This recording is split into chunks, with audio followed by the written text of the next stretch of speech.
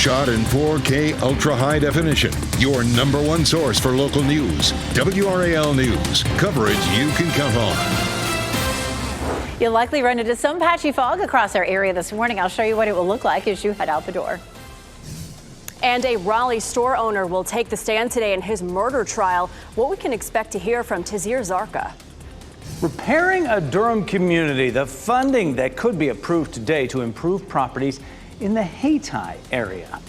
4:30 is the time right now on Monday. We welcome you inside the WRAL studio here and hope you had a great weekend. And I saw some of that fog out there Elizabeth was talking about coming in. Yes, I did too. Thank you for joining us. I'm Michelle McConaughey and for Renee Chu. Let's get over to Elizabeth. She's got a pretty foggy look over North Hills right now. Definitely low cloud cover fog out there this morning. We do take a look here at North Hills and you can see what is happening out there this morning. Visibility is going to be on the low side in some places at least. 44 degrees, so it's not terribly cold out there. That's a bit above normal, but it's still on the chilly side. Lowest visibility for now is 3/4 of a mile in Clinton and a mile in Goldsboro, but we're definitely seeing a lot of low cloud cover, and those low clouds may continue to drop as we get through the morning. Our temperature, the coldest is near the Virginia line at 36, but it's almost 50 degrees in Fayetteville. In the Triangle, we're looking at mid to upper 40s as you're heading out the door. Temperatures are about to swing on the upside, looking at a high this afternoon around 60, but I'll show you who could reach 70s in the next couple of days coming up.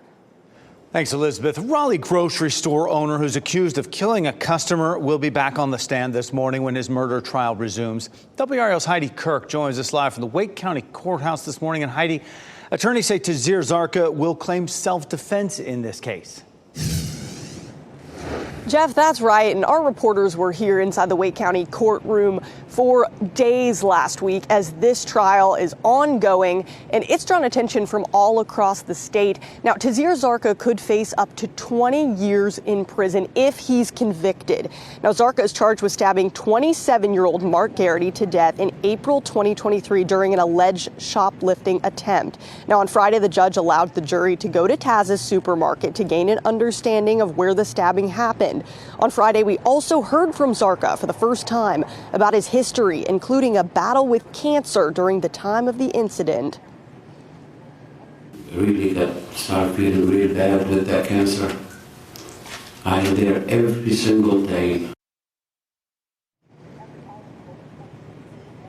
Now, Zarka is expected to take the stand first thing this morning. We'll be back here inside the Wake County Courthouse. We're expecting it to be a fairly lengthy testimony. Heidi Kirk, WRAL News, live in downtown Raleigh.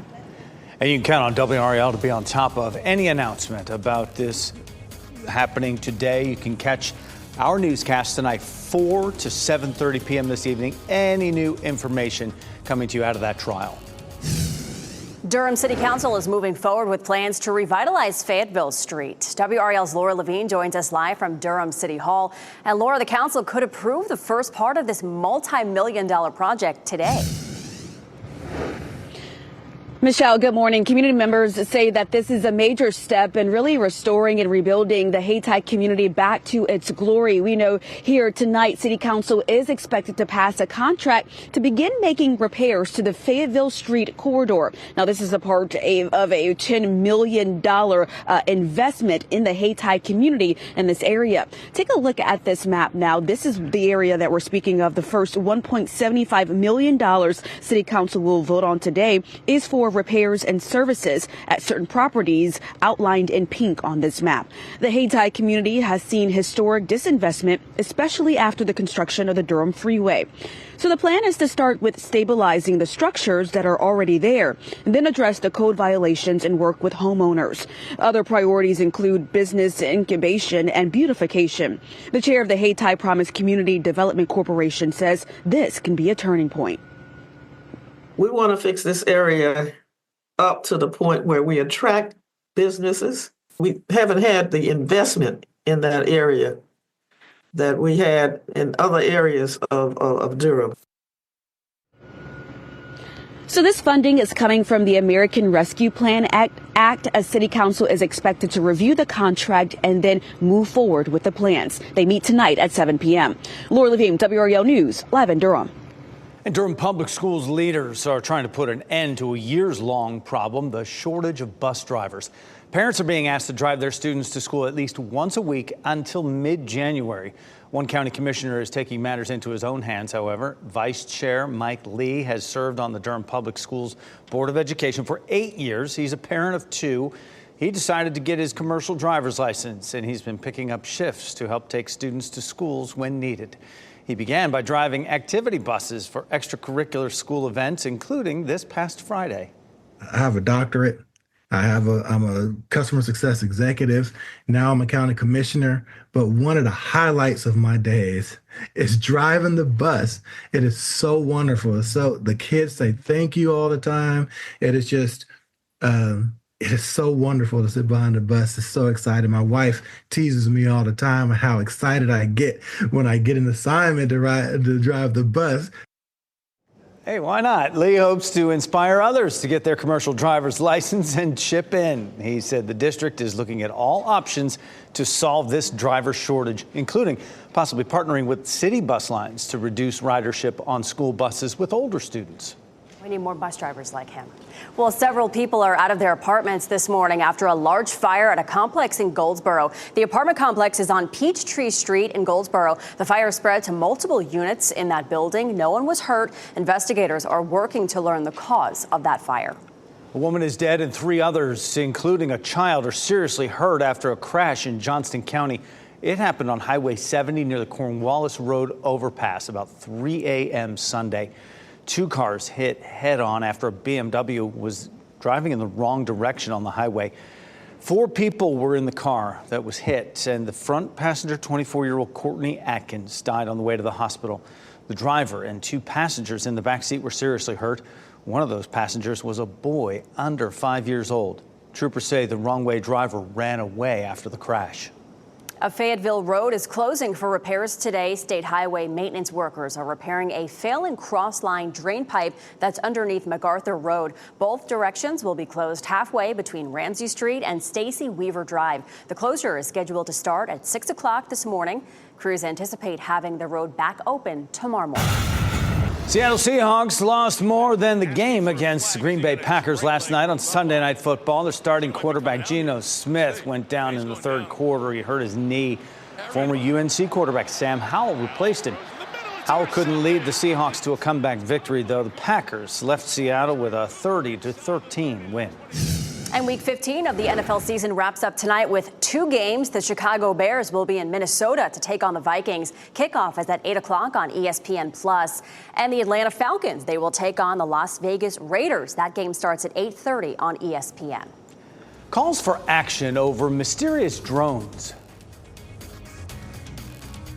There certainly is the technology that can track the craft with precision and determine what the heck is going on. Yeah, the new technology being sent to officials as the FBI says it's having thousands of reports to go over these drone sightings on the East Coast.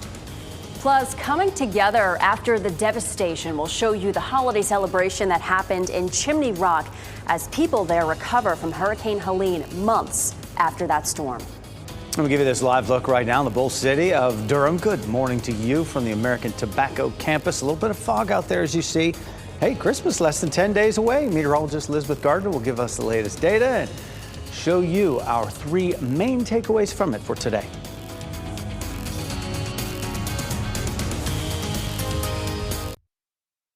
From the WRAL Severe Weather Center, North Carolina's most experienced team of meteorologists.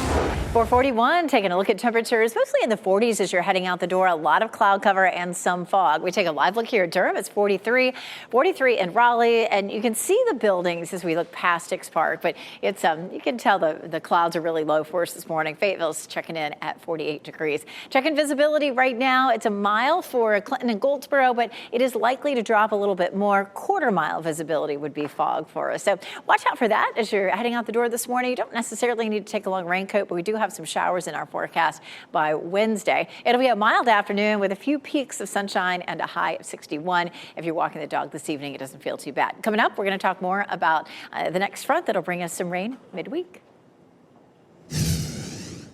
New this morning, 7 tourists are being treated for suspected poisoning in Fiji. Officials say 4 Australians and 3 foreigners were taken to a hospital after being served drinks made at a resort over the weekend. Tourists suffered from nausea, vomiting, and other neurological symptoms. All are in stable condition, though. This comes just weeks after 6 tourists died from methanol poisoning after drinking at a bar in Laos. Officials say they are investigating, but it's too early to tell if methanol poisoning was involved. The federal government is using a new tool to try to figure out what's going on with those mysterious drones that have been spotted in the Northeast. So-called drone detectors are now on their way to New York. That's according to Governor Kathy Hochul. An FBI official said that they've received thousands of reports over the past few weeks. Yesterday, Senate Majority Leader Chuck Schumer urged federal officials to use 360-degree drone tracking technology to track the drones. Homeland Security Secretary Alejandro Mayorkas says there is no sign of foreign involvement. And despite these assurances, though, people say they want more answers. Are you skeptical when you hear that? I mean, it's a security threat to the whole world, so I don't know how they could say that. Reports of mysterious objects in the sky are happening across the country, not just New York. Boston police arrested 2 people over the weekend who they say were flying a drone dangerously close to Logan Airport. The FAA also says it has received reports of people shining lasers at planes in airspace spanning New Jersey, New York, and Pennsylvania. A rare tornado hit California over the weekend, injuring 5 people. It happened Saturday near Santa Cruz, and police say they saw the tornado threw multiple cars off the road. 3 people were hospitalized.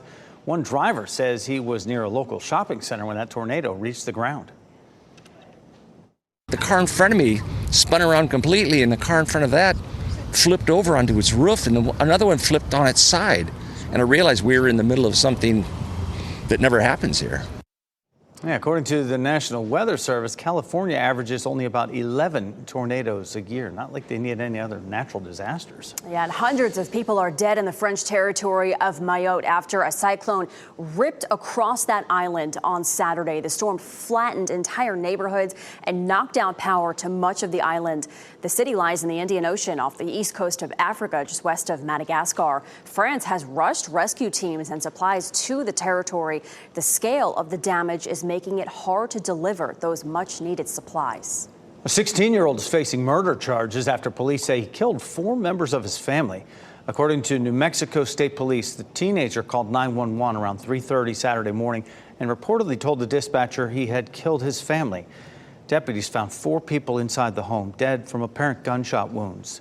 The teen has been charged with 4 counts of first-degree murder. He's being held in the Juvenile Justice Center in Albuquerque. An Al Jazeera photojournalist was killed in an Israeli airstrike on Sunday. 39-year-old Ahmad Al-Lu and 4 others were killed in that strike. The bombing targeted an office of the Civil Defense Service in Gaza. The Israeli military claims the site was being used as a command and control center by Hamas. Al Jazeera has condemned the attack, saying Al-Lu was brutally killed while covering the Civil Defense's attempt to rescue people injured in an earlier bombing. Christians in Syria gathered for Sunday morning mass for the first time since the ousting of former President Bashar al-Assad. A week ago, rebels seized control of Damascus and put an end to the Assad family's 50-year rule. Several churches across Syria decided not to hold mass last Sunday as a precaution, as thousands of people took to the streets to celebrate his defeat. People in Chimney Rock are making strides toward recovery after the devastating flooding caused by Hurricane Helene. This weekend, one-day Christmas celebration was a big boost for morale. The faith-based humanitarian group City Serve USA organized this event, and response was so overwhelming that City Serve could not hold the celebration on Main Street in Chimney Rock as planned. They were able to move it down the road to Lake Lure Inn, which had much more space for everyone. City Serve Senior Vice President Todd Lamphere was in Chimney Rock shortly after that storm hit. He says the difference between then and this weekend is tremendous. Go from that to where you literally were mucking out 3 feet of mud to now you have clean streets, you have clean sidewalks. Every building on Main Street is cleaned out. New subflooring has gone in. This is all within the last 8 weeks. Now, thank God for the military, that came in and helped us on this. Yeah, it's incredible. Lamphere says several Main Street businesses should be ready to reopen in just a couple of months. He also says challenges do remain in nearby communities like Bat Cave, which are harder to access. But Lake Lure and the base of Chimney Rock are already open, including hotels and shops, and visitors are both welcome and greatly appreciated. It's so nice to see. It's been months since that storm, and they still have months to go before they get things right again, but they're on the way.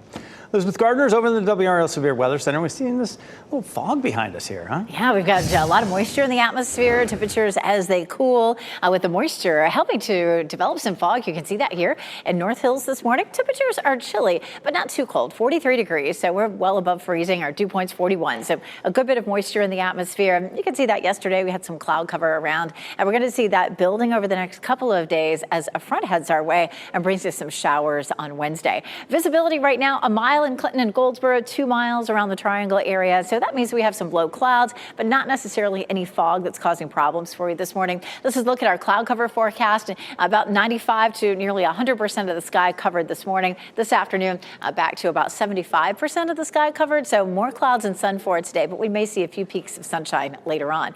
Over the weekend, Kimberly Call sent us this beautiful photo of the halo around the moon there in Raleigh. And that happens when we have high thin clouds that are made up of ice crystals and the moon's light shines through it like a prism. So neat stuff. Thanks for sending us that. Go to WRAL.com, search Weather Watchers, and we'd love to see what's happening in your backyard. It's a chilly 36 in Roxborough, but elsewhere temperatures are mostly in the mid to upper 40s as you're heading out the door. And we'll see 61 in Raleigh, 57 in Durham, and 68 in Fayetteville for highs this afternoon. Definitely warm for tomorrow. 71 for tomorrow in Raleigh, 73 in Fayetteville. We're close to record highs, not quite there, but close to it. And we'll see another warm day on Wednesday as well. That's all ahead of this front, that warm air coming up from the south, but you can see showers and thunderstorms along that front. The warm air moves on out. The front comes through and delivers much colder air for next weekend. 55 is our normal high, so 71 Tuesday and Wednesday, and then we're back into the 50s on Thursday and Friday, and it looks like temperatures will stay cold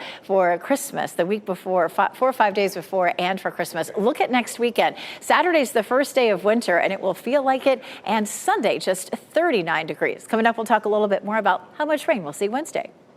Thanks, Elizabeth. A piece of history is making its way home after more than 80 years. Wow, this is something his family I thought should have.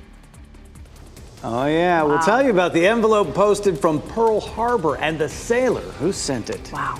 Plus, a Christmas shout out. We'll tell you which North Carolina town has been named one of the best Christmas towns in the South.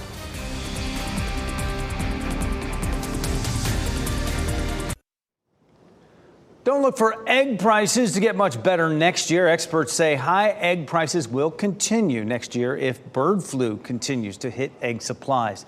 Egg-laying chicken numbers before March 2022 supported lower egg prices, but the onset of that bird flu since then has resulted in short supplies of eggs. Wholesale egg prices jumped nearly 55% in November. A pair of new movies cracked the top 5 this weekend. And did either have what it takes to outswing Moana 2 or Wicked? Rick Damigella has the countdown.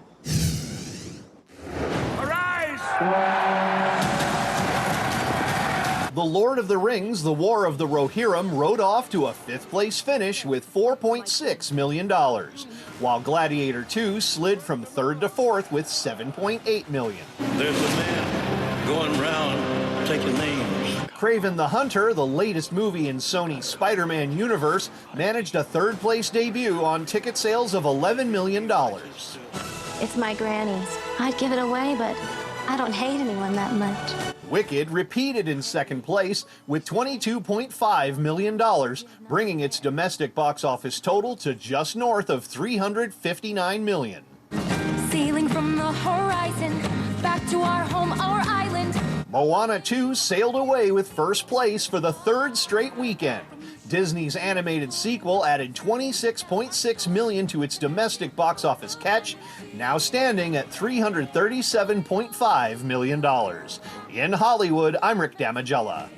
Oh, Moana is so cute. Well, a limited re-release of Daft Punk's animated movie Interstellar 5555 landed in 8th place with an estimated $2 million. A piece of history from a sailor killed at Pearl Harbor will be making its way back to his family more than 80 years later now. Last week, WRAL brought you the story of Herbert Jacobson, a fireman on the USS Oklahoma who was missing in action for decades. Jacobson's remains were finally identified in 2022. A Florida man, Woody Walls, had an envelope in his father-in-law's stamp collection bearing Jacobson's personal stamp. Walls found our story on WRAL.com, and he is now sending that envelope to Jacobson's family, hoping to bring them some closure. I know it's something small. There's no letter in it, but the fact that it had his personal, symbol on the front of it, and it's mailed to Grays Lake, which is where he was from. And so I just thought, I was like, wow, this is something his family, I thought, should have. What a gesture there. Walls plans to get the envelope to the family by Christmas. Oh, that's so nice. Well, the J. Burt Gillette Pickleball Complex opens today in Wilson. Here's a photo posted on the county's Park and Rec social media site. It features 26 state-of-the-art pickleball courts. It'll be open today from 9 a.m. until 7 p.m. Starting tomorrow, it'll be open from 8 a.m. until 7 p.m. 70-degree weather tomorrow. Get out there. Town of Cary is receiving national attention as one of the best Christmas towns in the South. Southern Living magazine named the top 18 holiday havens, and Cary came in at number 13. The publication noted Cary's celebration of numerous holidays. The giant tree in the park, a gingerbread house competition, the Christmas parade, many more events. Downtown Hendersonville, south of Asheville, also made the list, coming in at number 12. A huge oil spill in the Black Sea will show you the moments two tankers were literally split in half during a storm. Taking the stand, what you can expect today when a Raleigh store owner accused of murder testifies in his own defense. And a major honor for Canes coach Rod Brindamore, his induction into the Order of the Longleaf Pine.